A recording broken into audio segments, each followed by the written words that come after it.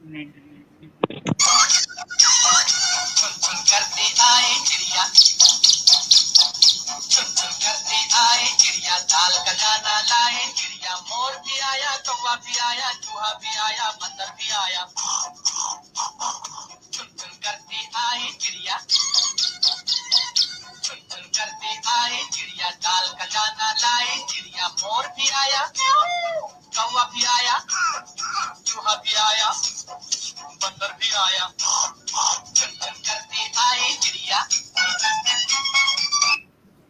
सभी को सादर नमस्कार। हिंदी साहित्य संस्थान दिल्ली की ओर से आप सभी का हार्दिक अभिनंदन और स्वागत है। आज हम अपने परिचर्चा के 116वें एपिसोड में आ चुके हैं। ये हमारा सौभाग्य है कि हमारे साथ नगीनों की तरह से जड़े हुए वक्ता और अति सुंदर श्रोता और दर्शक जुड़े रहे हैं और उनके जुड़ने के कारण हमारा उत्साह निरंतर बढ़ता रहा है और हमारी ये कोशिश है कि हम प्रतिदिन, प्रति सप्ताह, प्रति रविवार नए से नए विषयों को लेकर आपके समक्ष प्रस्तुत हों।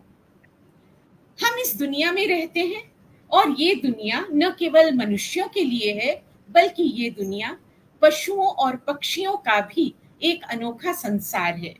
हम सब मिलजुल कर यहाँ रहते हैं और जब मिलजुल कर रहते हैं तो हम अपनी परिस्थितियों को, हम अपने पर्यावरण को, पारिस्थितिकी तंत्र को मजबूत बनाते हैं और उसमें अपनी अपनी अहम भूमिका निभाते हैं।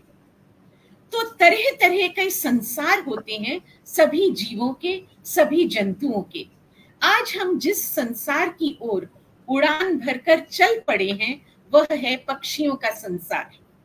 तो सभी को यह बताते हुए अत्यंत हर्ष अनुभूति हो रही है कि आज हम चिड़ियों के उस संसार में, उस अनदेखे, अनजाने किंतु अत्यंत रोचक और रंगीन इंद्रधनुष के समान, जिसमें अनेक रंग समाये हैं, ऐसे सुंदर, मोहक और कोमल संसार में पदार्पण करने जा रहे हैं।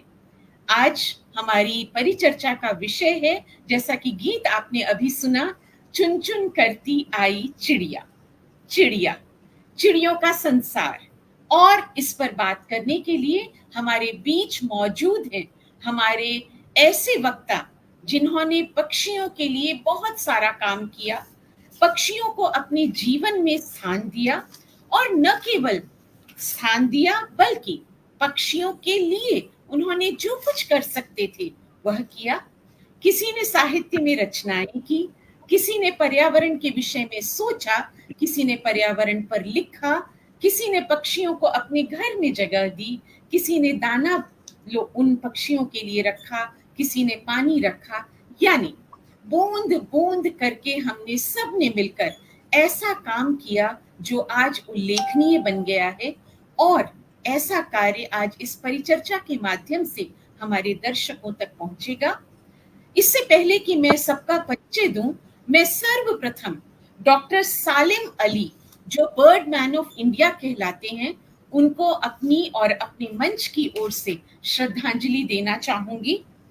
सालिम मोइनुद्दीन अब्दुल अली इनका पूरा नाम है और ये भारतीय पक्षी विज्ञानी और प्रकृतिवादी रहे हैं। इनका जन्म हुआ था 12 नवंबर को और इनकी मृत्यु हुई 20 जून को 1997 में। लेकिन मरने के बाद भी ऐसे महान लोगों की मृत्यु नहीं होती है।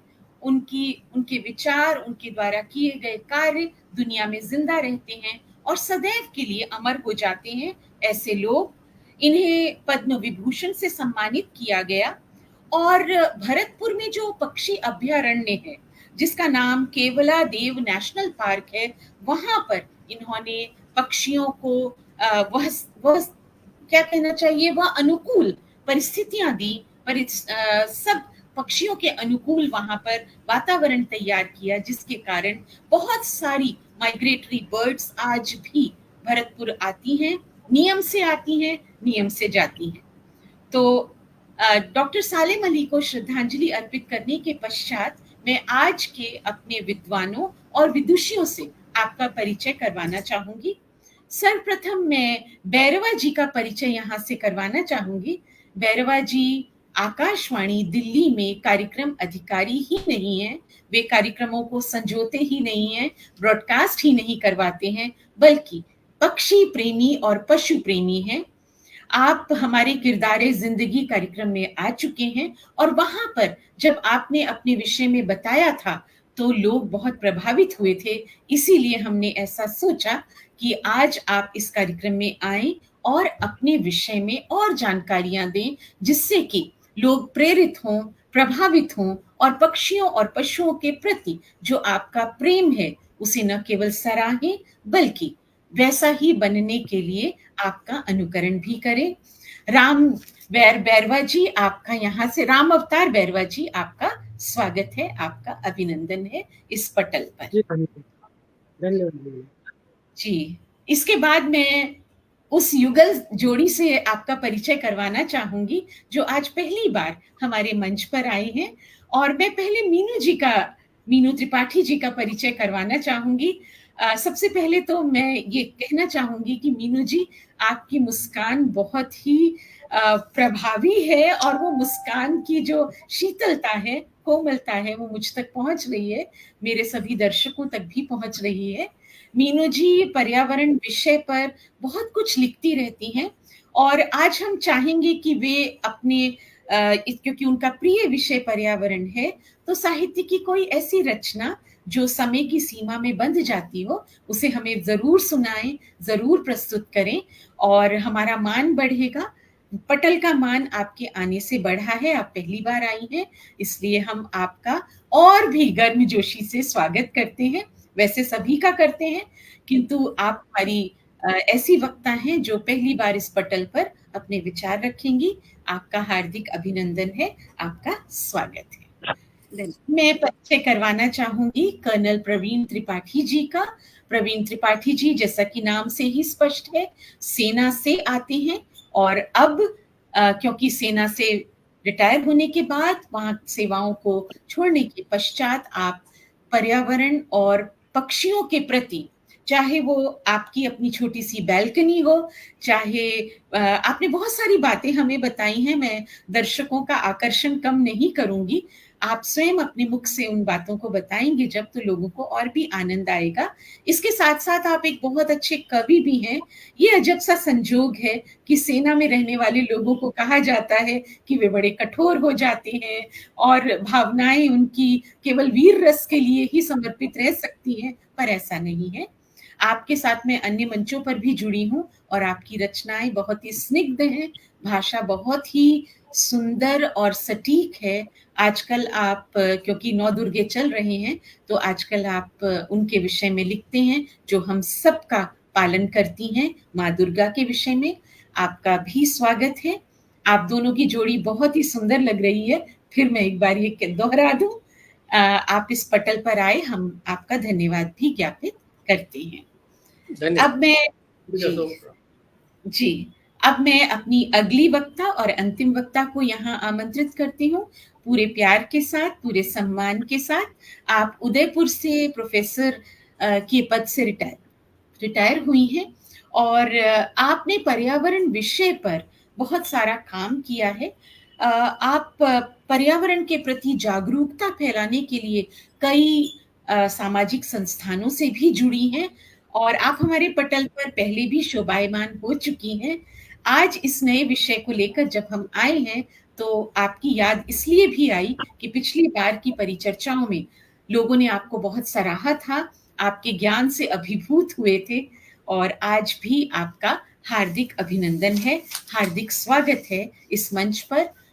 इधर मेरे पटल के उस पार कुछ लोगों ने ज्वाइन कर लिया है, मैं उनके बारे में बता दूं, उसके बाद में आपको संबोधित करते हुए आपसे बात करूंगी।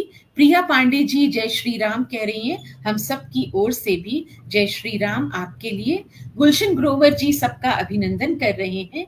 पुष्पलता तनेजा जी सबको नमन कर रही हैं। गुलशन ग्रोवर जी डॉक्टर सुनीता सिंह के लिए विशेष रूप से आपका अभिनंदन कर रहे हैं। विभा राज वैभवी जी पटल पर उपस्थित सभी श्रोताओं का हार्दिक अभिनंदन करती हैं। रितिका जी सभी को नमस्कार कर रही हैं। कुमार सुरेंद्र सागर जी त्रिपाठी जी का हार्दिक अभिनंदन और स्वागत कर रहे हैं। विभा वैभवी जी कह रही हैं कि पटल पर शोभायमान सभी अतिथि वक्ताओं का हार्दिक अभिनंदन। तो बहुत सारी शुभकामनाएं हमारे साथ हैं। जब हम पक्षियों के बारे में सोचते हैं, पहली बात जो हमारे दिमाग में आती है, एक बहुत पुराना गीत भी है, पंछी बनूं उड़ती फिरूं मस्त गगन में, यानी उन्मुक्तता, आजादी, स्वतंत्रता। कैसे अपने कोमल कोमल पंखों से कोमल सा शरीर लिए पक्षी कहां से कहां उड़ जाते हैं। मैं मानती हूं कि भोजन की तलाश होती होगी, कभी जलवायु अनुकूल नहीं होती होगी, गर्म प्रदेशों से ठंडे प्रदेशों की ओर प्रस्थान करना, या कभी कभी ब्रीडिंग ग्राउंड ढूंढते ढूंढते वे तलाशते तलाशते नई जगहों के पास आ जाते हैं। लेकिन एक चीज और जो मैं मानती हूँ, शायद पटल पर उपस्थित और पटल के उस तरफ जो लोग हैं वो ये मानते होंगे कि उनका अदम्य साहस उन्हें इतनी लंबी ऊंचाई, इतनी लंबे सफर को तय करने के लिए प्रेरणा देता होगा। तो ऐसे प्रेरक व्यक्तित्व जिन्हें हम पंछी कहते हैं, जिन्हें हम पक्षी कहते हैं, जिन्हें हम चिड़िया कह सकते हैं, उनके बारे में आज हम चर्चा करेंगे। और बहुत सारी रिसर्च हुई है इस बीच। दरअसल आज की परिचर्चा का मुख्य कारण ये भी है कि हाल के दिनों में जो रिपोर्ट्स आई हैं, जो सर्वे हुए हैं, जो तरह तरह के प्लेटफॉर्म्स हैं, वो जो सर्वे करते हैं बर्ड्स के बारे में, उनमें ई बर्ड नाम का एक प्लेटफॉर्म है जो कि बहुत ही सतर्कता से सर्वेस करता है, सर्वेक्षण करता है। तो उनकी एक रिपोर्ट आई है जो कि बहुत चौंकाने वाली है। उनके अनुसार 1430 प्रजातियां पक्षियों की केवल मनुष्यों के कारण नष्ट हो गई हैं। तो जब हम ये कहते हैं कि 1430 प्रजातियां केवल हमारे कारण विलुप्त हो गई हैं, तो मैं ऐसा मानती हूं कि सभी ईश्वर की देन है, सभी ईश्वर की बनाई हुई अनुपम कृतियां हैं। तो मनुष्य होने के नाते हमारा ये बिल्कुल भी अधिकार नहीं है कि हम किसी प्रजाति को विलुप्त होने में सहायक बने, बल्कि हमें तो उनका संरक्षण करना चाहिए। क्योंकि कहा भी गया है कि नर सर्वोत्तम होता है, मनुष्य सर्वोत्तम होता है, सर्वोत्तम कृति है ईश्वर की। तो ऐसे में अगर हम ऐसा करते हैं तो ये वास्तव में हमारे लिए चिंता का विषय है और आज हमें सोचना ही होगा। बर्ड्स के बारे में, पक्षियों के बारे में लोग कम से कम सोचते नहीं हैं, बात करते हैं बड़ी बड़ी, और छोटी सी जीव को हम भूल जाते हैं। इसीलिए हमने परिचर्चा के इस विषय को चुना। और जो अनुमान लगाया जाता है वो ये है कि लगभग 11,000 प्रजातियां पक्षियों की आज धरती पर मौजूद हैं। और इंसानी, मैं तो कृत्य नहीं कहूंगी इसे, कुकृत्यों के कारण कहूंगी, चाहे वो शहरों का बसना हो, चाहे जंगलों का कटना हो, चाहे अभी और बहुत सारी बातें निकल कर आएंगी, क्योंकि मैं इस विषय की मर्मज्ञ नहीं हूं। मेरा काम केवल आप सबको जोड़ना है और बात को शुरू करना है। तो मेरे ख्याल से मैं अपनी बात शुरू कर चुकी हूँ।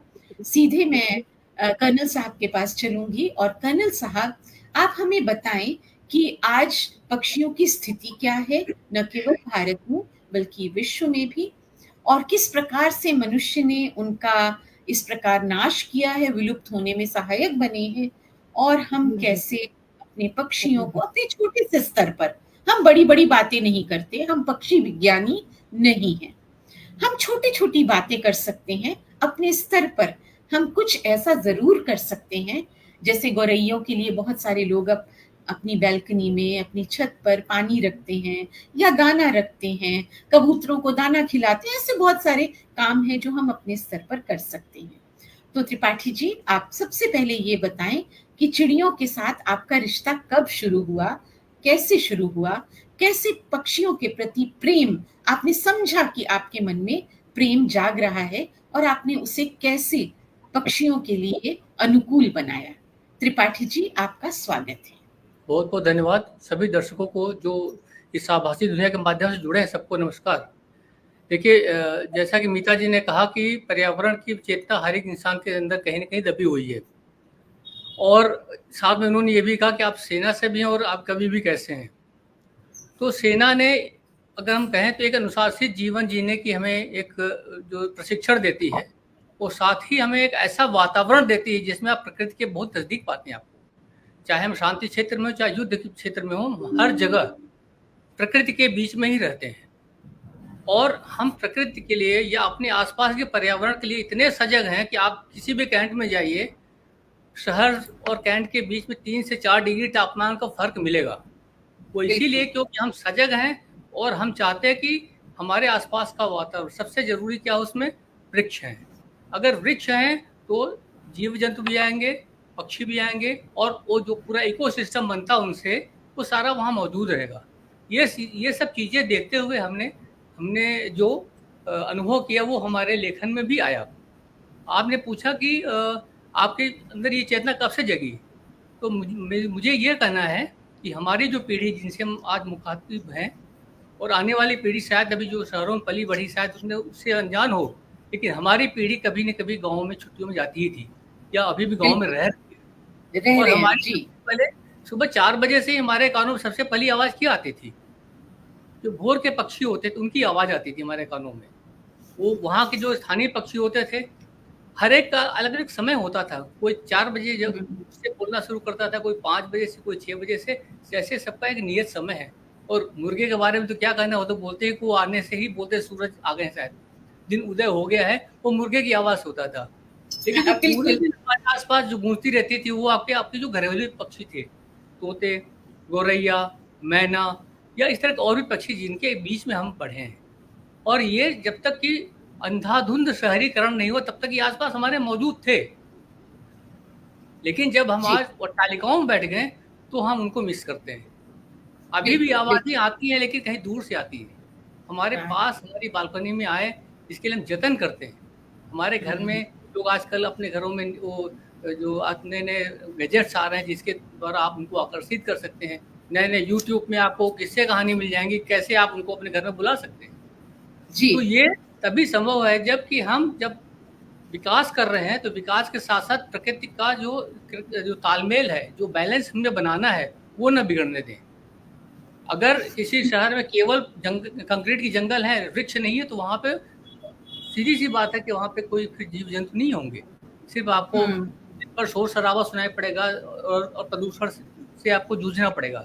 लेकिन उसी के बीच में अगर आपने शहर के अंदर भी अगर आपने ग्रीन बेल्ट को भी रखा है, तो अपने कॉलोनी के अंदर ग्रीन बेल्ट रखा है, सड़कों के किनारे ग्रीन बेल्ट रखा है, तो निश्चित रूप से आपको कुछ पक्षी आकर्षित वहाँ पे होंगे और उनसे फिर आप जुड़ेंगे। तो ये हर स्तर पे, मतलब इसमें काम करने की आवश्यकता है। बिना पक्षियों के संतुलन नहीं बन सकता। पक्षियों के साथ हमारे मानसिक जुड़ाव है क्योंकि हमने बचपन से वो चीज़ें सुनी हैं, देखी हैं, उनसे मोह पैदा हुआ है। पहले घरों में लोग पक्षी पालते थे, आजकल बहुत कम हो गया है। लेकिन जैसे मैंने सुना है कि बैरवा जी इस काम को आगे बढ़ा रहे हैं और उनके घर में अच्छी संख्या में पक्षी हैं। मैं आपको बताऊं कि हम जब 2007 में यहाँ दिल्ली में कैंट में रहते थे तो हमारे घर में बहुत सारे तोते, कौवे, मोर और भी जो आसपास के, क्योंकि ग्रीनरी थी तो सब तरह के पक्षी आते थे। लेकिन उनमें एक डिसिप्लिन था। पहले एक तोता जैसे आया तो थोड़ी दूर आके दूर से हम दाना डालते थे, थोड़ी देर बैठेगा, एक कोई खतरा नहीं है तो एक उतरेगा, फिर 2 उतरेंगे, वैसे करके पूरा झुंड उतरता था। उसके बाद अगर कबूतर आ गया तो ये सारे किनारे हो जाते थे। और मोर तो सबसे बड़ा पक्षी होता था तो उसके आने के समय तो फिर बाकी सारे हट जाते थे। लेकिन मोर राजा है ना सर, मोर तो पक्षियों का राजा है ना, राजा है तो सबसे बड़ा है तो उसको तो इज्जत देनी ही पड़ेगी। वो एक नेचुरल उनके अंदर जो तालमेल था। सबसे जो अच्छी बात हमें लगी, जो हमने कौतूहल से देखा और बाद में समझा कि बोलते कौवा बड़ा समझदार होता है। बचपन से सुना हमने कि कौवा प्यासा था और घड़े में थोड़ा पानी था, सबने सुना है। लेकिन जैसे हम घर में कोई ब्रेड बच जाती, सूखी ब्रेड अगर रख देते थे क्या खा लेंगे, तो कौवा वही पक्षियों के लिए परिंदे में पानी रखते थे। कौवा चूहों से उठा के ब्रेड के टुकड़े को पानी में डालता था और जब वो सॉफ्ट हो जाता था उसको खाता था। तो ये चीजें बहुत हमने सुंदर। देखी है। तो अगर हाँ हम जी, थोड़ा सा प्रयास करेंगे तो पक्षी हमारे पास वापस लौटेंगे। हर स्तर जी, पे हमको जरूरत है कि जब हम प्रगति कर रहे हैं तो उनके लिए भी थोड़ा स्थान छोड़ें। हमने अपनी बिल्कुल। कविताओं में भी, रचनाओं में भी, आलेखों में भी इस चीज का उल्लेख किया है। वो हम आपको थोड़ा बाद में बताएंगे। जी, तब तक जी, मैं बिल्कुल, बिल्कुल। जी, बहुत बहुत सुंदर बात आपने त्रिपाठी जी कही। और ये जो ब्रेड वाला किस्सा आपने बताया, ये तो कहानी ही बदल देगा कि एक कौवा प्यासा था, साथ में ब्रेड रखी थी, ब्रेड को वो पानी में डुबोता था और फिर खाता था। तो एक नई कहानी को आपने शुरू कर दिया। ये बड़ी प्यारी बात आपने कही। और बिल्कुल आप सच कह रहे हैं कि पक्षियों का अस्तित्व हम सबके लिए जरूरी है। अभी जब मैं इस परिचर्चा के लिए कुछ पढ़ रही थी, तब मैंने एक किस्सा पढ़ा जो कि चीन का है। मैं अपने सभी दर्शकों के साथ उसे साझा करना चाहूंगी। माओ का शासनकाल चीन में जब था, उस समय चीन में भयंकर अकाल पड़ा। अकाल में माओ ने ये निर्णय लिया कि खाद्य सुरक्षा और फसलों की बर्बादी को रोका जाए। और इसके लिए उसने क्या किया, उसने चूहा, मक्खी, मच्छर और गोरैया, इनके खिलाफ एक युद्ध छेड़ दिया।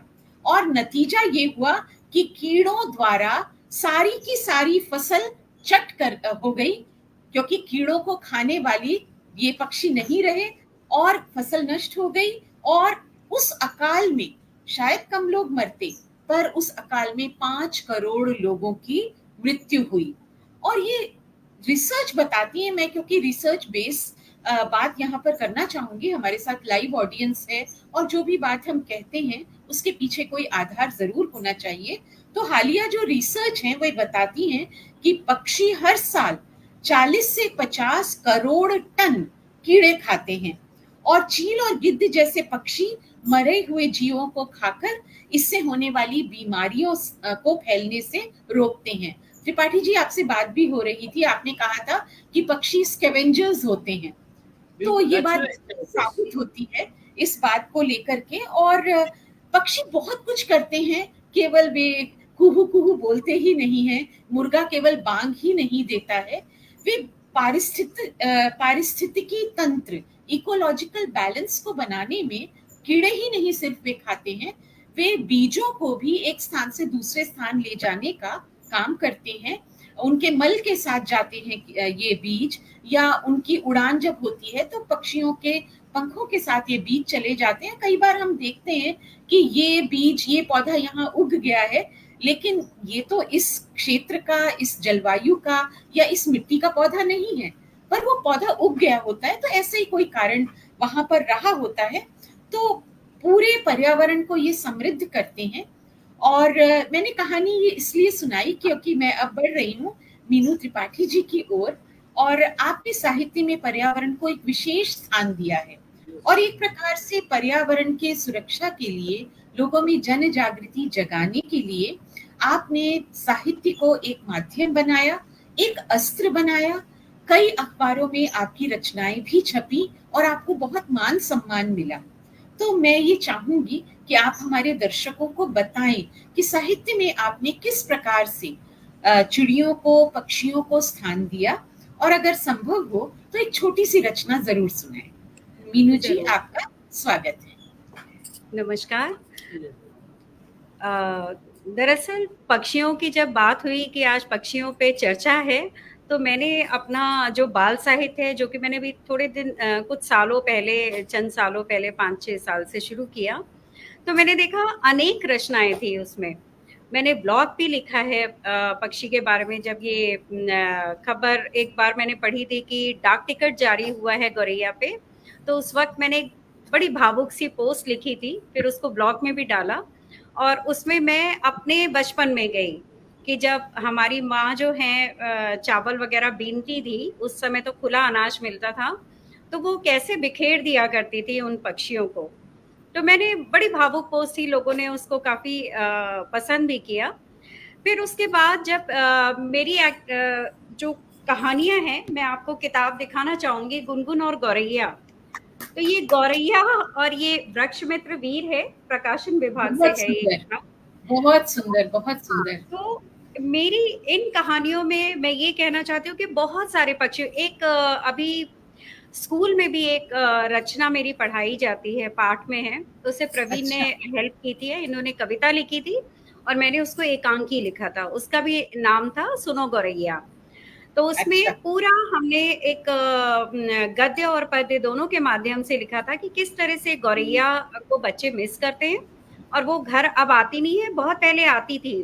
तो जब वो क्यों नहीं आती है, तो उसके सारे स्टेप जो हैं वैज्ञानिक तरीके से कि टावर बन गए हैं या फिर खुला अनाज नहीं है या लोगों ने जालियां लगा दी, बहुत सारी बातें उसमें जो है कविता और कहानी के माध्यम से उसमें हमने कही थी। इसके अलावा जब हम ये गौरैयों की बात करते हैं तो इसमें सबसे अच्छी बात जो आपने शुरुआत में कही थी कि सालेम अली की आपने जिक्र किया था, तो मैं उसमें बताना चाहूंगी कि संवेदनशीलता कभी भी उत्पन्न होती है। ऐसा नहीं है कि हम बचपन से ही संवेदनशील हैं या बड़े होके कुछ एक ऐसा किस्सा आपके लाइफ में आता है जो आपको चेंज कर देता है या वो टर्निंग पॉइंट होता है। तो सालेम अली भी पक्षियों के प्रति संवेदनशील तब हुए जब उनके हाथ से गलती से एक पक्षी मर गया था। उसके बाद जो है वो बहुत अफसोस में थे और उन्होंने जो है अपना पूरा जीवन उस एक किस्से के साथ पूरा पक्षियों को समर्पित कर दिया। तो मैंने जब वो चैप्टर बच्चों को पढ़ाया था आर्मी स्कूल में, तो फिर अपने बच्चों को मैंने खंगाला कि वो कितने संवेदनशील है। तो एक छोटा सा किस्सा मैं आपको बताती हूँ कि मैं और प्रवी एक बार कहीं बाहर गए और कोई बड़ा जरूरी काम था हमारा, और तब तक एकदम से फोन आता है बच्चों का कि मम्मी घर आ जाओ, एक तोता गिरा हुआ है। लॉन हमारा बहुत बड़ा था और बहुत सारे पेड़ थे, तो एक गर्मी में तोता गिरा हुआ है। अब वो तोता गिरा है और बच्चों की आवाज और इतना परेशान थे कि हम दोनों भागे भागे घर आए और फिर प्रवी उस तोते को उठा के डॉक्टर के पास ले गए। हालांकि वो सरवाइव नहीं कर पाया। फिर काफी बाद में जब लेखन के इधर कई सालों से मैंने बच्चों के लिए लिखना शुरू किया, तो मैंने उस किस्से को एक कहानी के माध्यम से जो है एक कहानी बनाई और शायद वो किसी एक संग्रह में भी है। तो जहां तक जैसे कि आप चाह रहे थे कि मैं एक छोटी सी रचना सुनाऊं, तो मैं ये सुनाती हूँ। बाल भारती में प्रकाशित हुई थी, छोटी है। इसका नाम है भले लोग हैं। कहानी का शीर्षक, वो बिना जाली वाला गुलाबी रंग का खुली खुली बालकनी वाला घर गौरैयों को बहुत पसंद था। खासकर उस घर में रहने वाली झक सफेद बालों वाली सोनू की दादी तो गौरैयों को बहुत ही प्रिय थी। दादी रोज उनके लिए कभी खील तो कभी चावल के दाने डालती। गौरैया दाने चुग कर इधर उधर फुदकती। बालकनी में दादी आती तो वो डर कर उड़ती नहीं। हाँ, सोनू या उसके पापा आते तो गौरैया फुर्र से उड़ जाती। पर इधर कुछ दिनों से इस घर में कोई हलचल ही नहीं महसूस हुई। ना तो चावल के दाने बिखेरे जाते हैं, ना ही मिट्टी के सकोरों में पानी रखा जाता है। कुछ दिन तो गौरैयों ने बालकनी के दरवाजे के खुलने का इंतजार किया। फिर हताश होकर वह आपस में बातें करने लगी। लगता है इस घर में रहने वाले कहीं चले गए हैं, टिया गौरैया ने चिंकी गौरैया से कहा। तो उसने हाँ में हाँ मिलाई। हाँ, सच में मुझे भी ऐसा लगता है। एक गौरैया बोलती है, भले लोग थे, हमारे आने जाने में कोई रोक टोक नहीं थी। खुली बालकनी से जब चाहे हम फुदक कर यहाँ आ सकते थे। चुनमुन गौरैया ने उदास होकर कहा तो चिंकी बोली, सच कह रही हो चुनमुन, वरना आसपास रहने वालों ने तो खिड़कियों में जाली लगवा ली, बालकनी में जाम लगवा लिया। तो एक गौरैया कहती है, अब तो तुम सब यही प्रार्थना करो कि इस घर में कोई भी ना आए। दूसरी कहती है, ऐसा क्यों कहती हो, कोई आएगा नहीं तो हम पानी और दाना कहाँ से पाएंगे। बहुत सुंदर।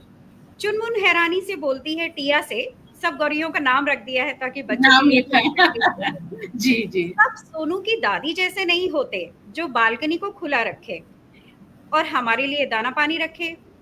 सच कहती हो टिया, यहाँ आने वाले नए परिवार ने कहीं इस बालकनी को जाली से ढक दिया तो हमारे लिए तो बड़ी मुसीबत हो जाएगी। खाना तो कहीं से भी ढूंढ लेंगे, पर बरसात और तूफान में कम से कम इस बालकनी का आसरा तो बना रहेगा। चिंकी ने चिंतित होकर कहा, और तभी बालकनी का दरवाजा खुला खट से। गौरैया खुद से उड़ गई और सामने वाले पेड़ पर बैठ गई। पेड़ पर बैठे बैठे गौरैयों ने देखा कि दो लोग बालकनी में आए और चारों ओर बड़े कौतूहल से देखने लगे। एक ने कहा, लगता है इस घर के नए मालिक मालकिन हैं। दूसरी गौरैया कहती है, हाँ लगता तो यही है कि इस घर में रहने के लिए ये लोग आ गए हैं या आने वाले हैं। वाकई ऐसा ही हुआ। उस घर में हरकत बढ़ गई। साफ सफाई और दीवारों दरवाजों की रंगाई पुताई शुरू हो गई। एक हफ्ते बाद मालिक मालकिन रहने भी आ गए। गौरैया आशंकित भाव से बालकनी की रेलिंग पर तो कभी छज्जे की मुंडेर पर बैठती, क्योंकि अनजान लोग आ गए थे। आसपास नजर घुमाकर दाना पानी देखती, ना दिखने पर मायूस हो उड़ जाती। एक दिन चिंकी गौरैया खबर लाई, सामने वाले घर की खुली बालकनी में शायद जाल लगने वाला है। कुछ ओह। आदमी दीवारों की नापजोख कर रहे हैं। ये सुनकर सभी गौरैया बहुत दुखी हुई। एक ने कहा, अब हमें गांव या जंगलों का रुख कर लेना चाहिए। यहाँ सब जगह जालियां और जाल लग गए हैं। टिया ठीक कहती है, हमें कल ही यहाँ से निकल जाना चाहिए। चुनमुन के कहने पर सभी ने वहां से निकल जाने पर अपनी सहमति दे दी। सुबह सुबह सूरज निकलने से पहले गौरैया उड़ने के लिए तैयार हुई तो चिंकी उदास होकर बोली, हमने सामने वाली बालकनी में कितना अच्छा समय बिताया है, क्यों ना उड़ने से पहले एक बार बालकनी का चक्कर लगा लें। चिंकी की बात सुनकर सभी गौरैया बालकनी में आ गई। देखो उधर जहां सोनू की दादी दाना पानी रखती थी, चिंकी उत्साह से बोली। तो टिया ने दूसरे कोने की ओर इशारा किया और उधर मनी प्लांट का गमला था। मनी प्लांट नहीं, वहां तो सदाबहार फूलों के गमले थे। चुनमुन ने उसे टोका। अरे नहीं, मनी प्लांट ही थे। टिया ने चुनमुन की बात काटी। तुम्हारी याददाश्त को क्या हो गया है? चुनमुन ने टिया से जरा जोर से कहा। मनी प्लांट नहीं, सदाबहार। दूसरी ने कहा, सदाबहार नहीं, मनी प्लांट। टिया और चुनमुन एक दूसरे से लड़ने में भूल ही गई कि बालकनी का दरवाजा खुल चुका है और घर के नए मालिक मालकिन गौरैयों को घूर रहे हैं। चुप हो जाओ तुम दोनों, सावधान हो जाओ, टिया और चुनमुन को चेताते हुए चिंकी उड़ी। टिया और चुनमुन भी हड़बड़ाकर उड़ती उससे पहले ही बालकनी का दरवाजा वापस धीरे से बंद हो गया। टिया और चुनमुन बालकनी से उड़कर रेलिंग पर बैठकर चैन की गहरी सांस लेकर उड़ने ही वाली थी कि दरवाजा धीरे से फिर खुला। घर की मालकिन आई और ठीक उसी जगह जहां सोनू की दादी चावल के दाने बिखेरती थी, वही उसने भी मुट्ठी में भरे दाने बिखेर दिए। चिड़ियों की आवाजें सुबह सुबह कितनी अच्छी लग रही हैं। पहले ही कहा था तुमसे रोहित, जाल लगवाकर घर को कैद खाना मत बनाओ। हाँ कुमुद, आज मना कर देता हूँ, जाल नहीं लगेगा। बस घर के मालिक यानी रोहित ने दानों के पास पानी का बर्तन रखते हुए कहा। सहसा टिया और चुनमुन खुर से पेड़ की ओर उड़ गई। अरे ये तो उड़ गई, कुमुद ने मायूसी से कहा तो रोहित हंसकर बोला, डरती होंगी, रोज दाना पानी देखेंगी तो आने लगेंगी। कुमुद और रोहित नहीं जानते थे कि टिया और चुनमुन तो अपनी सहेली चिंकी को ये बताने के लिए कि कहीं जाने की जरूरत नहीं है, ये कुमुद और रोहित तो भले लोग हैं। बहुत ही सुंदर, बहुत सुंदर, बहुत प्यारी आपकी कहानी। ये कहानी कुछ ऐसी है जैसे पंचतंत्र की कहानी हो। विष्णु शर्मा जी ने, पंडित विष्णु शर्मा जी ने जो लिखा, कहीं उसकी झलक इसमें दिख रही है।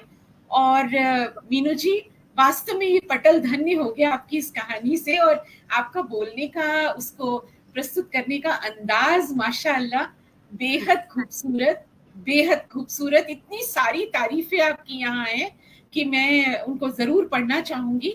पुष्पलता तनेजा जी कह रही हैं कि पक्षी फसल के मित्र होते हैं या दुश्मन, ये हम ले लेंगे चर्चा अभी डॉक्टर सुनीता के पास जब हम जाएंगे। कुमार सुरेंद्र शर्मा जी कह रहे हैं कि बहुत सुंदर कहानी आपने लिखी है। विभा राज वैभवी जी कह रही है कि परम आदरणीय महेश सर, आपका अभिनंदन है। महेश सर हमारे साथ जुड़ चुके हैं। और महेश प्रकाश जी, आपका स्वागत है। सुंदर संस्कारित कर्ता सृजन, उनकी ओर से हमें ये आशीर्वाद मिला है। और सुंदर, अति सुंदर, आपकी कहानी में बहुत आनंद आया, डॉक्टर विनीता साहनी कह रही हैं। तो कुल मिलाकर सबकी ओर से, हो सकता है कुछ संदेश में न भी पढ़ पाऊं, लेकिन कुल मिलाकर आपकी कहानी की सराहना, वास्तव में कहानी बहुत दिल को छू लेने वाली थी और बड़ी यथार्थ की कहानी थी। इसमें कहीं भी कुछ ऐसा नाटकीय या बहुत काल्पनिक नहीं था। ये हमारे जीवन में रोज होता है, हम रोज चिड़ियों को देखते हैं। और अनेक प्रजातियां जो आज संकट में हैं, चाहे वो तापमान के बढ़ने से, घटने से, शहरीकरण की बात आपने की है, कीटनाशकों का हम बहुत ज्यादा प्रयोग कर रहे हैं, उसके कारण भी पक्षियों की का मतलब हमसे मिलना और हमारा पक्षियों से मिलना लगातार कम हो रहा है। जल स्रोतों की बड़ी कमी होती जा रही है।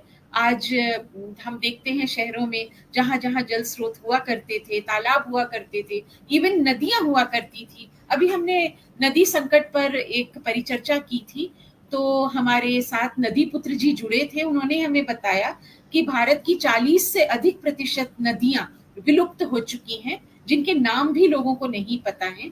तो और अवैध शिकार भी बहुत सारे लोग पक्षियों का करते हैं, तीतर का और बहुत सारे पक्षियों का। वायु प्रदूषण है, ये बहुत सारे कारण हैं। लेकिन फिर भी इस दुनिया में बहुत सारे लोग ऐसे हैं जो पक्षियों की सेवा करते हैं। इससे पहले कि मैं बैरवा जी के पास आऊं, मैं यहाँ पर वीरेंद्र सक्सेना जी का जिक्र करना चाहूंगी। वीरेंद्र सक्सेना जी टीवी और ओटीटी प्लेटफॉर्म्स और फिल्मों में एक जानी मानी हस्ती हैं। हमारा आग्रह था कि वे जुड़े हमारे साथ, लेकिन वे अति व्यस्त रहते हैं और वे मुंबई से हमारे साथ नहीं जुड़ पाए हैं। और उन्होंने लेकिन एक वीडियो हमारे पास जरूर भेजा था। दरअसल हुआ ये कि जब कोरोना का समय था तो सभी लोग घरों के अंदर कैद थे, ये तो सच बात है, सभी को पता है। तो उस समय हमारा मतलब मनुष्यों का प्रकृति के साथ कुछ रिश्ता बढ़ गया था, क्योंकि एक तो प्रकृति हरी भरी हो रही थी, सड़कों के किनारे जो घास थी वो भी हरी भरी हो रही थी, तो पेड़ भी समृद्ध हो रहे थे। मैं बरेली शहर से आती हूँ, तो बरेली शहर से हम नैनीताल के पहाड़ देख पाते थे जो बर्फ से ढके हुए थे। तो ये नजारा, बहुत स्वच्छ आकाश था। तो ऐसे में ये नजारा जो कि हम देख पा रहे थे, ऐसे में ही पक्षियों और पशुओं का संबंध मनुष्य के साथ बढ़ गया था। मैं विभा जी से आग्रह करूंगी कि उस वीडियो को चलाएं और हमारे सभी दर्शकों को ये वीडियो जरूर देखना चाहिए कि आज भी वीरेंद्र सक्सेना जी की बैल्कनी में और बैल्कनी से लगा हुआ जो उनका ड्राइंग रूम है, मैना आती हैं और उनके कपड़ों पर बैठी रहती हैं। ऐसा लगता है कि मैंने दर्दों को दिल में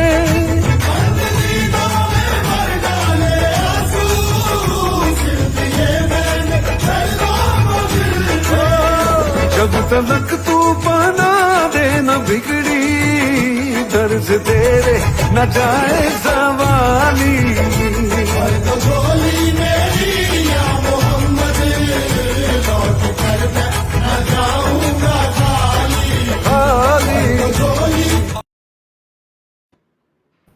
आप देख पा रहे होंगे और इस अजब से रिश्ते को क्या कहा जा सकता है।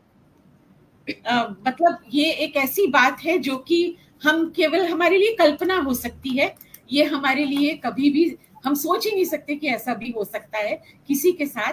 लेकिन वीरेंद्र सक्सेना जी ने हमें ये वीडियो इसीलिए भेजा कि उनका जो प्रेम है जो अद्भुत है। मैं विरहिणी की बात कर रही थी, अगर मैं इससे कोई दैविक रिश्ता कहूँ, दैवीय रिश्ता कहूँ, कोई अलौकिक रिश्ता कहूँ, तो भी ये शायद मेरे शब्द कम होंगे कि कैसे वो बैठते हैं और मैना आती हैं और उनके पास कोई एक मैना नहीं, मैना की ऐसे पहचान तो नहीं हो सकती कि ये ए मैना है, ये बी मैना है, पर मैना आती हैं और उनके पास इसी तरह बैठी रहती हैं और घंटों बैठी रहती हैं।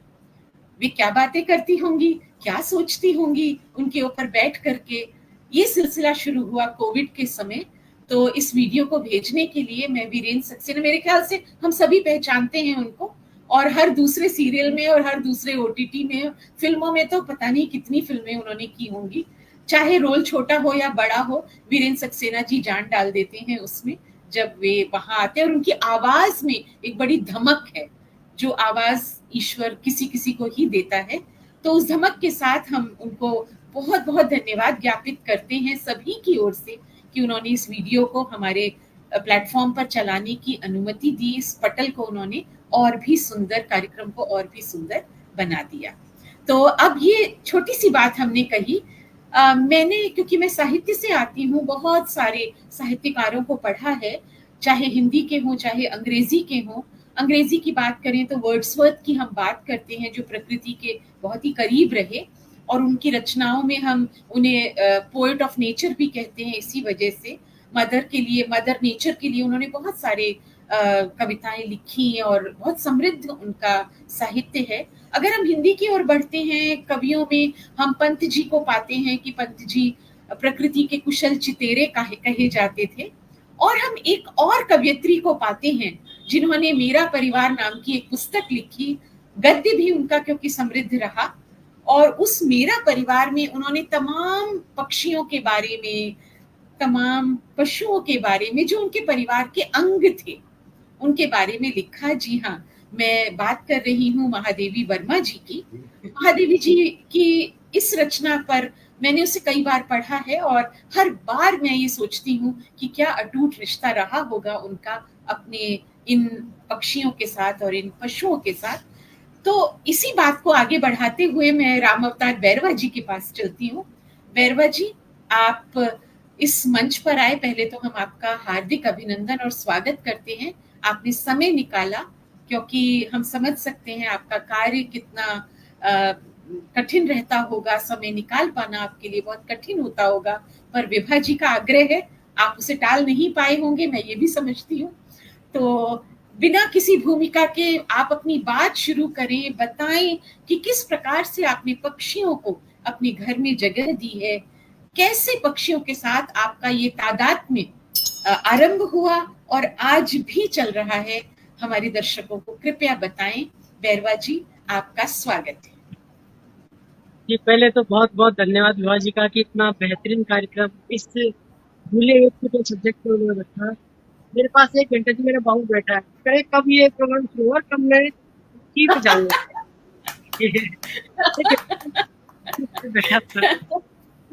ये जी, अभी ऊपर पंखा चल रहा है, इसलिए ये अभी तो मेरे पास ही नहीं रहा कि मैं पता नहीं कोई गलत नहीं करा कि इसी को मैंने पाला है। बहुत सुंदर, बहुत ही सुंदर। मूवी गुजर गई थी, फिर आज जी, बहुत सुंदर, बहुत ही सुंदर। मेरे पे क्या है? हाँ जी बाबू जी, टाइम आपकी बात समझ रही है। आपने कहा जाओ तो चले जाएंगे। नहीं नहीं, मेरे हाथ कह रहा मेरे हाथ। अच्छा, ये दिख क्यों नहीं रहा? ये दिख क्यों नहीं रहा आपको? दिख रहा है? दिख रहा है सर, दिख रहा है, दिख रहा है, दिख रहा है। ये जी दिख रहा मम्मी है जी। इसकी मम्मी गुजर गई थी, तो इसको अच्छा, 10 दिन का ही था, तो मैंने चोंच, डुप्लीकेट चोंच बना के इसको और खिलाया था। ये कई सारे क्या बैठे बात। बैठे बाहर, वाह, ये बाहर घर है, इनका पीछे घर है, हाँ जी, घर है, ये अच्छा, घर है। ये बैठ गया, ये बैठ गया, 2 बैठे, 2 बैठ गए, ये बैठ गया, ये रहा। तो ये इसकी मम्मी गुजर गई थी, अच्छा तो जी इसको जी। मैंने वो जो दाल हो, चने की दाल, उसको मुंह से दबा दबा के और इसको खिलाया था। मुंह अच्छा, से दबा दबा जो तो ये बड़ा हो गया, ये कहीं नहीं जाता, मेरे पास आता है, तो यही अच्छा, खेलता है ये। और भी 10-12 ऊपर है, इधर बाहर भी है, ऊपर भी है। उधर से जी क्या जी है, ये इस रोक पे जगाते भी है, जी। और ये मेरा डर भी कम करते हैं। अगर कोई ऐसा जानवर, जैसे एक बार क्रिकेट होता है, क्रिकेट आप पता नहीं आपके क्या बोलते हैं, गोरे की जी तरह होता है, क्रिकेट होता है, जी। वो आ जाता है, तो एक गाँव को अच्छा, ऐसे कम जाते हैं ये, तो चिड़िया सारी सारी चाव चाव करने लग जाती है। बिल्ली आओ या कोई ऐसा अपना जानवर आए, तो ये चिल्लाने लग जाते हैं। तो मेरी जी। रक्षा एक तरह से। दूसरा बैरवा जी, जगह आपकी आवाज, बैरवा जी थोड़ा आवाज अस्पष्ट हो रही है, थोड़ा सा आप माइक के नजदीक आए। हाँ जी जी जी तो जी, मुझे बोले। जगाती है, और उससे रक्षा भी करते हैं। जो कोई ऐसी विपत्ति आती है कि कोई जानवर ऐसा आ जाए, जैसे मैंने कहा क्रिकेट आ गया था, या बिल्ली जी आ जाती है, तो क्योंकि मैं आकाशवाणी में काम करता हूँ, तो जी मेरे लिए तो जितने भी जानवर, पशु पक्षी जानवर हैं, मेरे लिए तो संगीत का काम है। जी व्याकरण के बाद इसको ज्यादा स्पष्ट करेंगे कि जितने भी संगीत बने, भी राग बने, उनके जनक पक्षी हाँ जी। की आधार पे एक बार ईश्वर बैरवा भटके जी ने थोड़ा बताया। माइक के पास थोड़ा माइक के पास आए आप। माइक थोड़ा शायद दूर है या वॉल्यूम कम हो रहा है। आवाज कहीं कहीं टूट रही है सर। अच्छा, तो जी मैं वो है ना दिखाता हूँ, तो मैंने जी लगा रहा था तो किसी ने मना कर दिया। चलो मैं वो लगा लेता हूँ, हेडफोन लगा लेता हूँ। जी तो जो संगीत बने हैं, वो आकाशवाणी के राग बने हैं या किसी भी संगीत के राग बने हैं, उनके जी जगह के पक्षी पशु पक्षी हैं। एक बार जी। पंडित विष्णु भट्ट को बताया था कि अ, जो वो राग जो गढ़ी थी, वो संगीत गढ़ा था, वो एक कोयल की एक सुर से गढ़ा था। जितने अच्छा और भी जितने स्वर हुए हैं, उनकी रागनी जो है वो पक्षियों के आवाज से उठती है। अच्छा कोयल तो मधुर होती है, बाकी और भी जीव जब पूरा संगीत सुना था, वो भी चाम चाम चाम कोई राग बनती है, तो राग सारी वहीं से निकलती है। 7 राग के 7 पक्षी जनक है। अच्छा। अरे तो सारे के सारे जनक ही पक्षी है। तो हमने हम्म, हमने जितने भी जो संगीत की धुनें तैयार की है, वो धुनें सारी ये पक्षियों के पक्षियों मार्फत ही के। तैयार जी जी जी। की। बहुत दूसरी बात सुंदर। ये वो छोड़ देते छूट रही है बहुत, कि जो पूरा हमारा पर्यावरण का सिस्टम है, उसमें जी। कहते हैं कि अब तो बहुत कम हो गए हैं पशु पक्षी। तो पेड़ थोड़ी आकाश को बुला लेंगे अपने नजदीक, पेड़ को भी नहीं हम्म। बुलाते, क्योंकि वहाँ हम्म क्या करते हैं, जो पक्षी है हम्म वो आसमान करते हैं कि उसके थ्रू फिर बारिश नीचे आती है। तो क्या बनता हम्म हम्म। है, बहुत सारी चीज आपको आसमान में नजर आती है उड़ती हुई, झूले खाते हुए उड़ती हुई आती है, बहुत सारी इकट्ठी हो। अच्छा समझो बारिश जरूर आएगी आज, क्योंकि ये अच्छा। रास्ता बना। और हाँ कहते हैं ना जी कि हाँ। पेड़ पे जो रहने वाले पशु पक्षी, वो आकाश में उड़ते हैं और आकाश में उड़ के और आपको नजदीक लाते हैं। हम्म। जी जी जहाँ जी। सर आवाज आपकी बीच में कट रही है सर। बैरवा जी कहीं आवाज कट रही है सर बीच में। जी जी। हाँ जी जी तो बारिश साहब, जी। तो मतलब हमारे जितने भी ऐसे इलाके हैं जहाँ बारिश ज्यादा होती है, उस पेड़ में पशु पक्षी है सारे। पक्षी आकाश में अच्छा। उड़ते हैं, जगह बनाते हैं और लिए बहुत अच्छा रास्ता तैयार करते हैं। हम्म।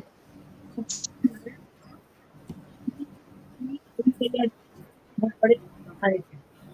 अगर मैं ऑफिस जाता हूँ तो उसको तनाव होता है, तो मैं जी। इनके जीवन पे याद करता हूँ कि मैं तो कुछ उनको दम दे, एक पल कटा भी किस तरह उड़ रहा है, एक बैठा है छुप के, किसी के आंख नहीं है तब भी कहीं बेचारा अपना आपने सब बहुत इंसान सारे बना। पक्षियों की। जी जी। बहुत सारे पक्षियों की आपने सेवा की है। और जी जी जी बोले सर बोले प्लीज। थोड़ा माइक के पास आके बोले बस। हम तो कमाते हैं, हम तो इनकी अच्छी तरह मतलब हम भी खुद की रक्षा भी करें और इनके लिए भी रक्षा करें, तो जितना हम इनके लिए बहुत इन्वेस्ट सुंदर। करेंगे वो हमको डबल देंगे ये। बिल्कुल ऐसे बिल्कुल। हमारे प्रकृति हमेशा। जी जी जी। प्रकृति हमेशा अगर बढ़कर ही। जी। सर आपकी गर्मी आ आवाज रही है, नहीं आ। अगर हाँ जी जी। आवाज कट रही है सर। सहायक बनते हैं, शायद क्योंकि शायद नेटवर्क की। खाना जी जी सर। खाना तो कहीं से भी खा लेंगे, लेकिन इनके लिए जी। पानी की व्यवस्था में बहुत पानी जरूरी की है। व्यवस्था। बिल्कुल बिल्कुल। गर्मियां बढ़ रही हैं बहुत तेजी से। तापमान बढ़ रहा है प्रतिदिन। तो जी बिल्कुल सच आपने कहा। बैरवा जी थोड़ा सा शायद नेटवर्क में दिक्कत आ रही है आपकी आवाज कट रही है। आपने बहुत अच्छी बात कही कि प्राकृतिक पर्यावरण को अगर जिंदा रखना है तो पक्षियों को जिंदा रखना उनकी सुरक्षा उनका संरक्षण बहुत जरूरी है। और आप बहुत ही महान काम कर रहे हैं। इस प्रकार से घायल पक्षियों और पशुओं को आप उनकी सेवा करके एक प्रकार से आप प्रकृति की सेवा कर रहे हैं। और समस्त एक मैं कहना चाहूंगी मानव जाति की भी आप सेवा उसमें कर रहे हैं, ये एक बहुत ही बड़ी बात है। और मैं अब आना चाहूंगी डॉक्टर सुनीता सिंह जी के पास। डॉक्टर सुनीता सिंह, आपने सबकी बातें सुनी, आप एक पर्यावरणविद हैं, आपसे बेहतर पक्षियों के महत्व की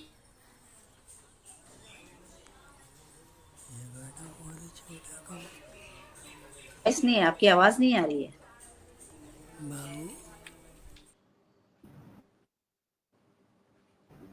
मैं ये कह रही हूँ कि डॉक्टर सुनीता सिंह, आप आए मंच पर, और आप पर्यावरणविद हैं, आपसे बेहतर कौन जानता होगा कि पक्षियों का होना हम सबके लिए कितना आवश्यक है। पक्षी केवल हम कविताओं में ही नहीं सुने, हम उन्हें सजीव देखें, उनके जीवन के साथ अपने जीवन को जोड़ें, उनसे सीखें, क्योंकि हमने हर जगह ये पाया है कि प्रकृति का हर अंग कुछ ना कुछ प्रेरणा हमारे जीवन में लेकर ही आता है। और जैसा कि अभी बैरवा जी ने कहा कि अगर प्राकृतिक पर्यावरण को जिंदा रखना है तो पक्षियों को जिंदा रखना बेहद जरूरी है, उनका संरक्षण बहुत जरूरी है, जैसे वे कर रहे हैं घायल पक्षियों की, पशुओं की सेवा करके।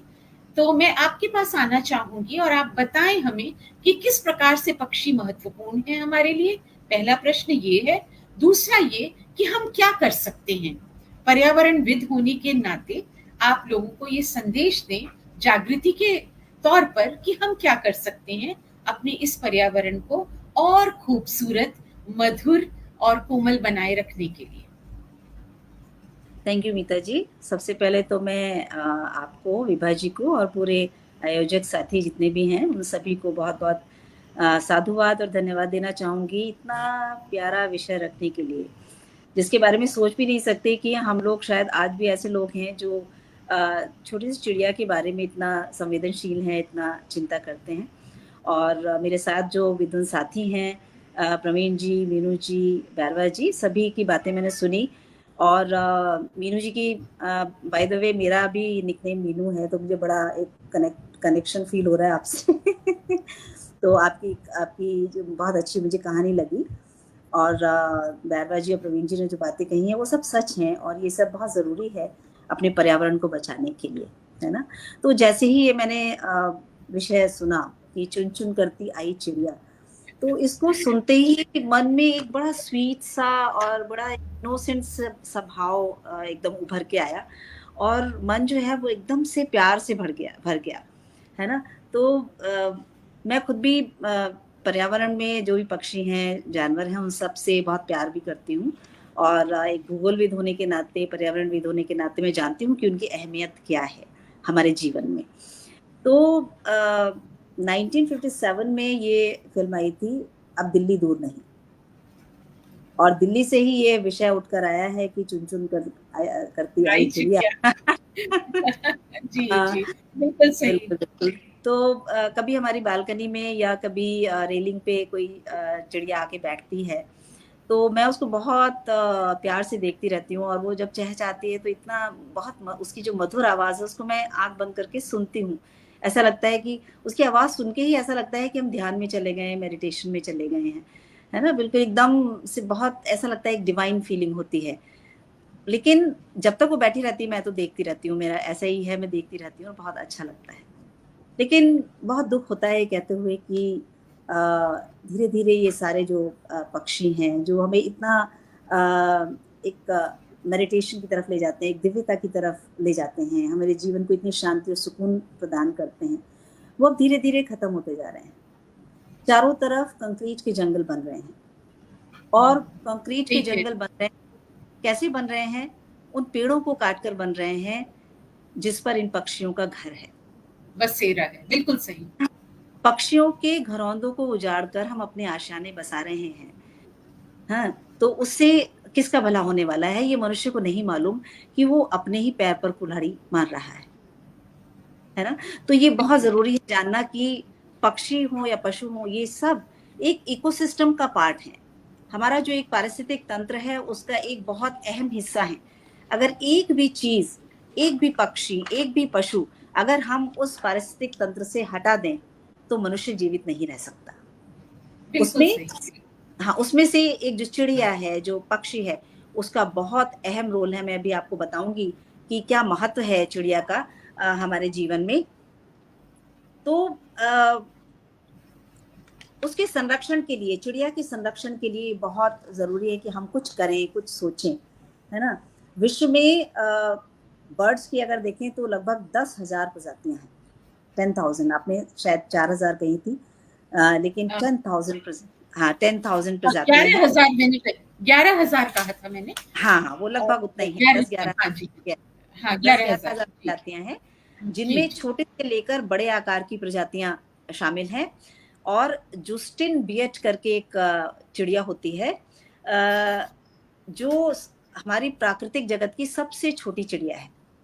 और अच्छा इसका जो वजन होता है वो केवल 1.6 ग्राम है, और इसकी लंबाई केवल 2.2 सेंटीमीटर होती है। इतनी छोटी सी चिड़िया होती है, सबसे छोटी चिड़िया, और ये न्यूजीलैंड में पाई जाती है ना। इसी तरह से सबसे बड़ी चिड़िया जो है, हम सब जानते हैं कि ऑस्ट्रिच या शुतुरमुर्ग होता है, जो अफ्रीका में होती है, और इसकी जो ऊंचाई है वो 9 फीट तक होती है, और इसका वजन 320 किलो तक होता है। और इसकी जो चाल है, इसकी जो गति है, वो बहुत तेज होती है। ये बहुत शानदार दौड़ने वाला पक्षी है। इसी तरह और भी बहुत सारी प्रजातियां हैं, जैसे शिकारी चिड़िया।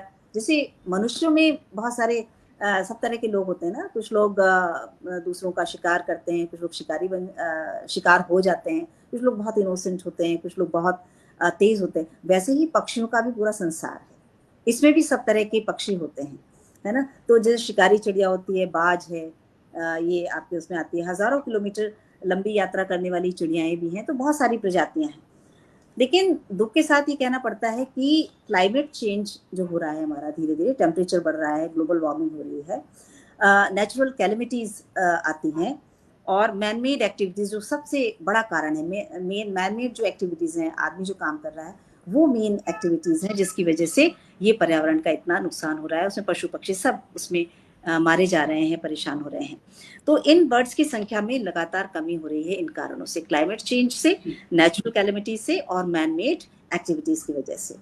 जी अगर हाँ, अगर 1970 से लेकर आज तक बर्ड्स की अलग अलग प्रजातियों का एवरेज देखें तो 30% तक कमी आ गई है। एवरेज अगर औसत सभी तरह की प्रजातियों का देखें तो 30% तक पक्षी चिड़िया जो हैं वो खत्म हो चुकी हैं।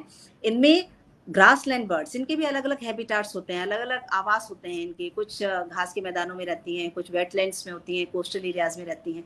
तो जो ग्रासलैंड्स में, घास के मैदानों में रहती हैं, उसमें 46% चिड़िया कम हो चुकी हैं। इसी तरह जो अच्छा शिकारी बर्ड्स होती हैं, उनमें 25 से 30% कमी हो गई है।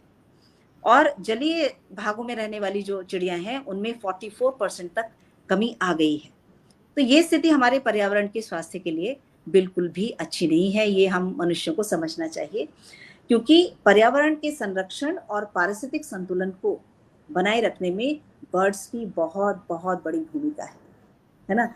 और सुंदर विशेष रूप से सुंदर। डॉक्टर सुनीता, मैं एक पल के लिए रोकना चाहूंगी आपको। बैरवा जी की ओर से हमें एक वीडियो प्राप्त हुआ है। विभा जी का आग्रह है कि उसको हम देख लें पहले, फिर हम आएंगे कि हम पक्षियों का संरक्षण कैसे कर सकते हैं। जी विभा जी।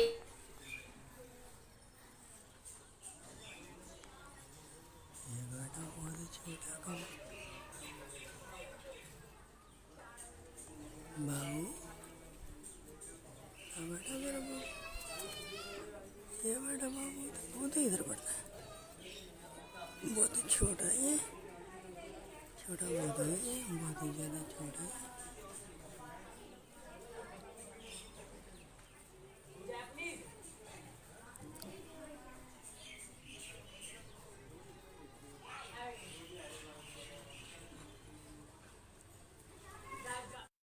बहुत ही सुंदर जी।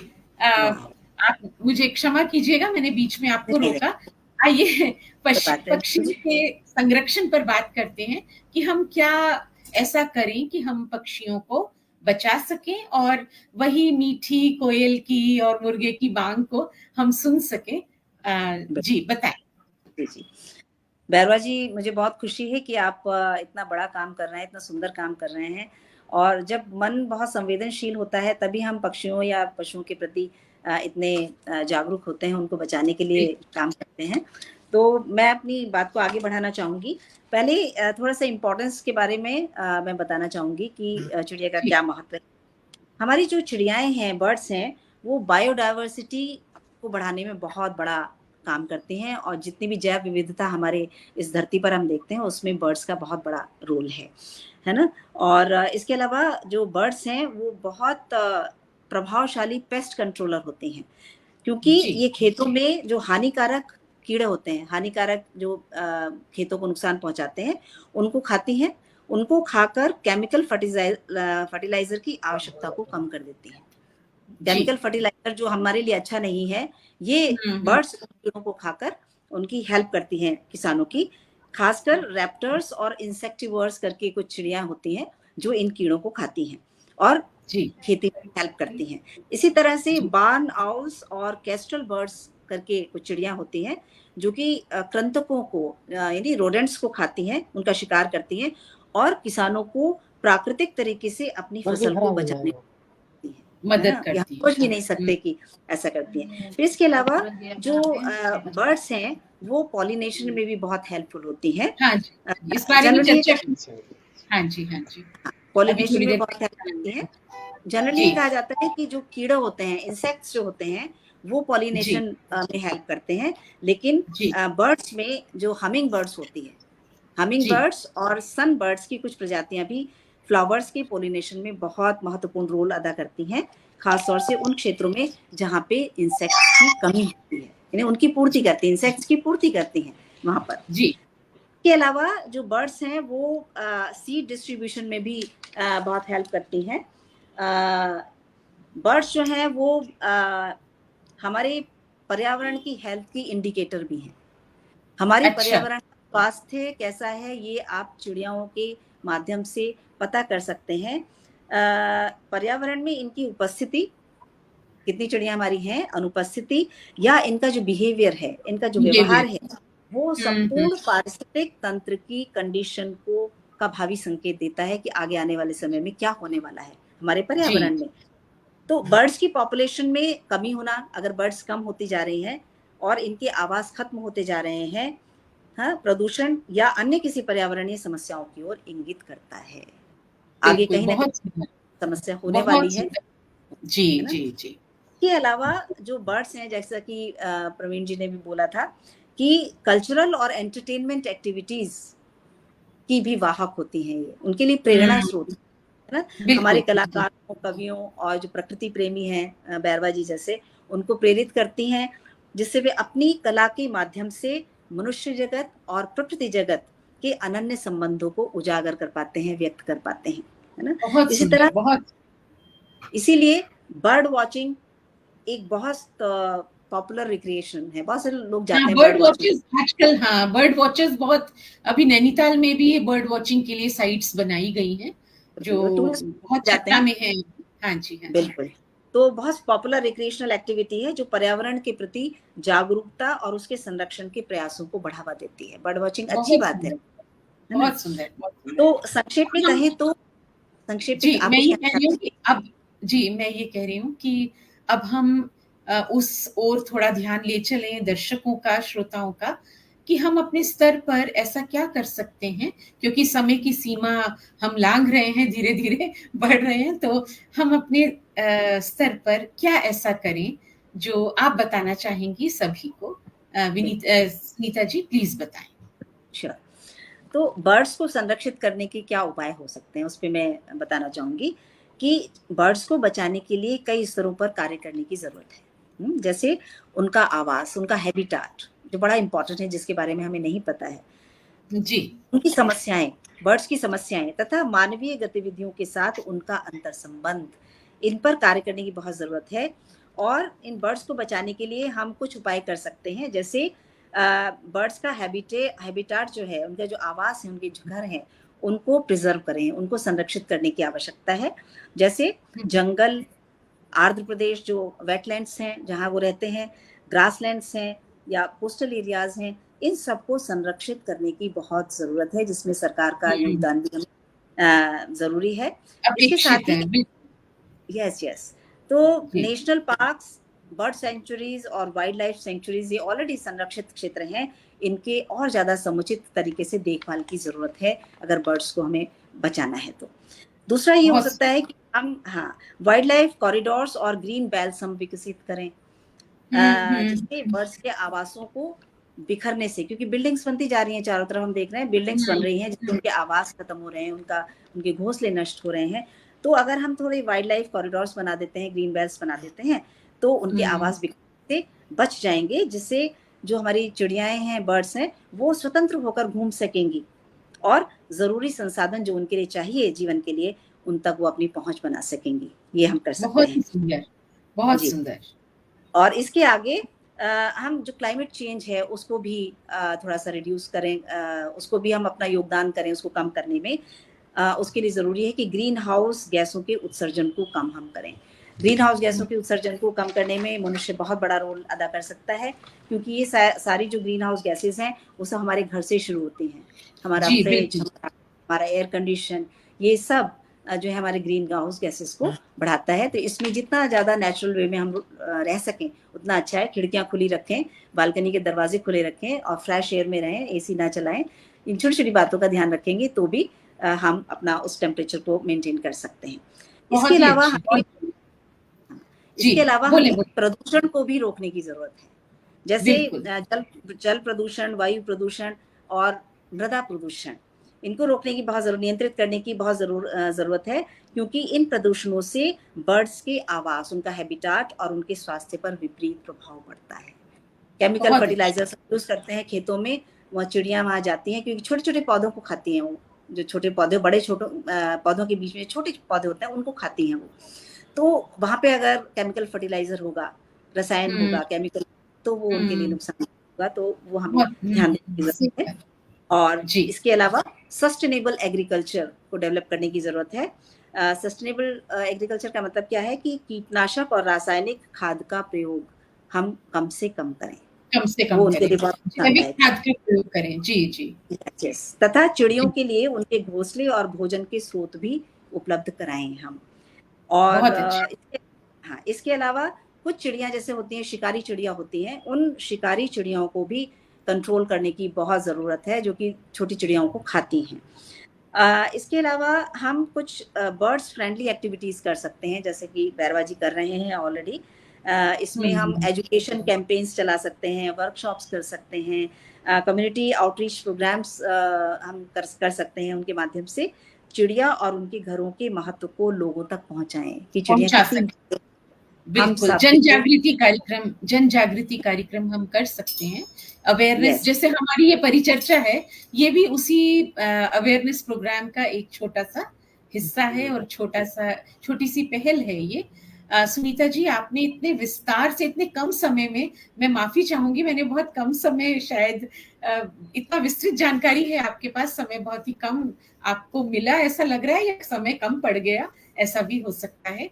तो मैं, क्योंकि अब हमारे पास समय की, जैसा मैं कह चुकी हूँ, बाध्यता है, समय से हमें पूरा करना होता है, तो मैं अब त्रिपाठी जी के पास आना चाहूंगी और उनसे एक अनुरोध करूंगी कि अंतिम एक प्रकार से वक्ता के रूप में आप इस कार्यक्रम का अंत करते हुए अगर कोई छोटी सी रचना अपनी प्रस्तुत करना चाहें तो आप कर सकते हैं, पर रचना थोड़ी समय का ध्यान रखिएगा। आपका स्वागत है। पूरी परिचर्चा को आप समेट भी दीजिए और रचना भी प्रस्तुत कर दीजिए। धन्यवाद। आज की ये जो परिचर्चा रही है पक्षियों को लेकर के, ये बहुत ही सार्थक रही है। इसका जो शीर्षक ही था, जो वही सबसे सार्थक था कि चुन चुन करती आए चिड़िया, हमको उससे जोड़ रही है। और हमको जोड़ने के लिए जो भी हम कर सकते हैं वो हमें करना है। जैसे कि सुनीता जी ने बताया, वो आपके सामने रखा, और इसको देखते हुए चिड़ियों ने हमारे लिए कुछ ज्ञापन दिया है, मानव को ज्ञापन दिया है, जो कि मेरी कुंडलिया छंद में मैंने कुछ लिखा है, जो ज्ञापन मानव को दे रही है गौरैया। गौरैया के माध्यम से सारी चिड़ियों की बात हम कर रहे हैं कि चर्चा गौरैया करें, छिनी हमारी ठाव, खिड़की सारी बंद है, भले शहर या गांव, भले बहुत शहर अच्छा। या गांव न रोशन दान दिखे अब, स्वतः बंद हो द्वार घरों में भला घुसे कब। बना एक प्रस्ताव बोलती देंगी खर्चा, खोलो पट संग द्वार सफल होगी तब चर्चा। बिल्कुल सही। जी, हमको भी शामिल करो, भूलो सारे बैर, दूर न हमको तुम करो, कभी न समझो गैर। कभी न समझो गैर, प्रकृति धरती नित बदले, बिन जीव या जंतु रहेगा कैसे पगले। बिल्कुल सही। बदलो नित व्यवहार, सदा जीने दो सबको, हम पंछी लाचार, करो मत बाहर हमको। और अंतिम है कि दिन दिन गर्मी बढ़ रही, जो कि अभी क्लाइमेट चेंज की बात कर रहे थे, तो दिन जी दिन जी। गर्मी बढ़ रही, हम सब हैं बेहाल, मानव का मुख मोड़ना सबसे बड़ा सवाल। जी सबसे बड़ा सवाल न कोई उत्तर देता, बड़ा विकट भ्रमजाल न कोई आश्रय देता। बिन बिल्कुल। पानी या छांव हो रहा भारी छिन छिन, हमको भी दे ठाव, बढ़ रही गर्मी दिन दिन। तो इस बिल्कुल सही। ज्ञापन के बिल्कुल सही। माध्यम से पक्षी हमसे कुछ कह रहे हैं, और हम सबको इस संदेश को लेना चाहिए और उनके लिए जो भी बन पड़े हर स्तर पर करना चाहिए। अगर हम 140 करोड़ देशवासी हैं और हर एक परिवार अगर एक पक्षी को आश्रय दे सके, तो आप सोचिए कितने पक्षियों को भला हो सकेगा। बहुत बहुत बहुत धन्यवाद। सुंदर, बहुत सुंदर त्रिपाठी जी, बहुत सुंदर रचना आपकी और बहुत सुंदर भाव आपके। इसी के साथ मैं सभी वक्ताओं का हार्दिक धन्यवाद करती हूँ, साथ ही साथ सभी श्रोता और सभी दर्शक जो हमारे साथ जुड़े रहे, अभी तक हमारी बात सुन रहे हैं। यहाँ पर मुझे कृष्णा जी दिखाई दे रहे हैं, विवाह कृष्णा जी। वे पहले मुझे नहीं दिखे थे। उनका भी संदेश है कि सचमुच दिल को छू गया विषय। तो हम सबका आभार व्यक्त करते हैं कि आपने इस विषय को सराहा। हाँ जी, बैरवा जी कुछ कहना चाहते हैं? जी बोलें। लेकिन एक रिक्वेस्ट है कि हम अक्सर बाजार में निकलते हैं, तो जो दुकानें होती है जहाँ मुर्गे और ये कटे जाते हैं, मुर्गियाँ काटी जाती है, वह जो आते हैं उनको कई दिन से भूखा रखा जाता है। वो उनके अच्छा। पिंजरे के अंदर बेचारे, तो मैं चाहता हूँ कि भले वो जो कर रहे करें, मुझे कोई आपत्ति नहीं है, लेकिन वहाँ उन्हें कहे कि उन्हें खाना जरूर दे, उन्हें खाना देते रहे। भूखे 3-4 दिन भूखे मरे रहते हैं।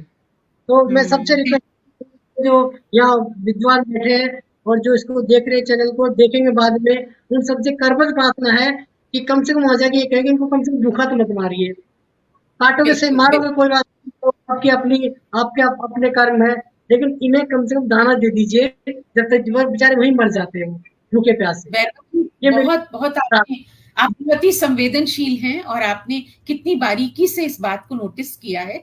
आमतौर पर हमारा ध्यान ऐसी बातों पर नहीं जाता है।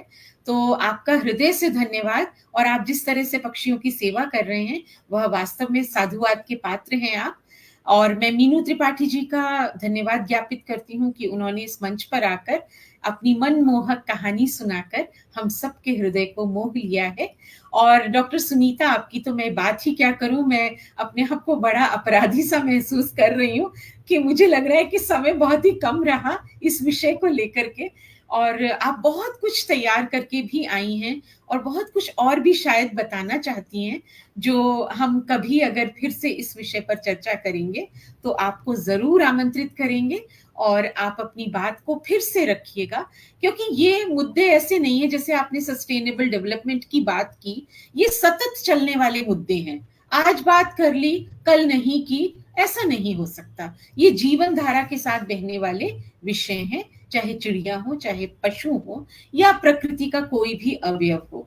तो मैं सभी का आभार व्यक्त करती हूँ हिंदी साहित्य संस्थान दिल्ली की ओर से। साथ ही साथ सभी दर्शकों को मैं ये बताना चाहती हूँ कि अगले रविवार को शाम को 7 बजे जिस विषय पर हम चर्चा करेंगे वह है स्मार्ट सिटी। अभी हम प्रकृति की बात कर रहे हैं, हम अब स्मार्ट सिटीज की बात करेंगे। पर स्मार्ट सिटीज की पहली पहचान यही है कि वहां मानव और प्रकृति का एक संतुलन होना चाहिए। तो नए विषय पर बात करेंगे, नए वक्ताओं के साथ बात करेंगे। आप इंतजार कीजिएगा, हमारे साथ जुड़िएगा और अगले रविवार ठीक 7 बजे आप इसी पटल पर हमारे साथ जुड़कर हमें समृद्ध कीजिए। और कहीं यदि हम आपकी जागरूकता में थोड़ी सी भी बढ़ोतरी कर सकते हैं तो आप हमारा आभार जरूर दीजिएगा। YouTube पर भी आप इस कार्यक्रम को थोड़ी देर बाद देख सकेंगे। आप सभी का आभार, आप जुड़े, आपने समय दिया, और बैरवा जी फिर शायद पक्षी दिखा रहे हैं, चलते चलते भी उनकी संवेदनाएं हैं जो हम तक आ रही हैं। एक बार पुनः सभी का धन्यवाद, विभा जी का धन्यवाद कि उन्होंने इतने सारे अच्छे वक्ताओं को हमारे साथ जोड़ा, और वे स्वयं पटल पर नहीं है पर अदृश्य रूप से वे यहाँ हैं। आपका भी आभार, सभी का आभार। जय हिंद, जय भारत। और आपका भी बहुत बहुत धन्यवाद इतना सुंदर संचालन करने के लिए। धन्यवाद जी। सभी को नमस्ते।